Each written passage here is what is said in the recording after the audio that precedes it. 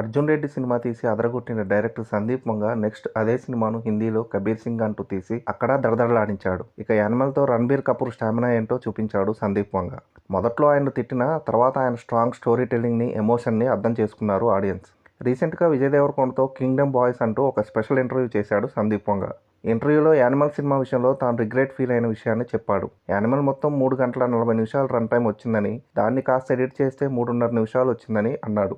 అయితే ఒక 7-8 నిమిషాలు మంచి సీన్స్ ట్రిమ్ చేశా, అప్పుడు ఫైనల్గా 3 గంటల 22 నిమిషాలు వచ్చిందని అన్నాడు. కానీ ఆ 8 నిమిషాలు కట్ చేసేందుకు రిగ్రెట్ అవుతున్నా అన్నాడు సందీప్ వంగ. వాటిని ఓటీటీలో అయినా జాయిన్ చేయాలనుకున్నా, తర్వాత అయినా యాడ్ చేస్తా అన్నాడు సందీప్ వంగ.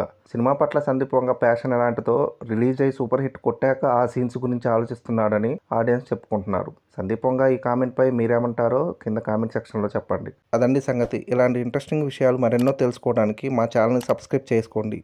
మా వీడియోస్కి లైక్ చేసి పక్కనే ఉన్న బెల్ ఐకాన్ క్లిక్ చేయడంతో మా వీడియోస్ మీకు నోటిఫికేషన్ రూపంలో వస్తాయి.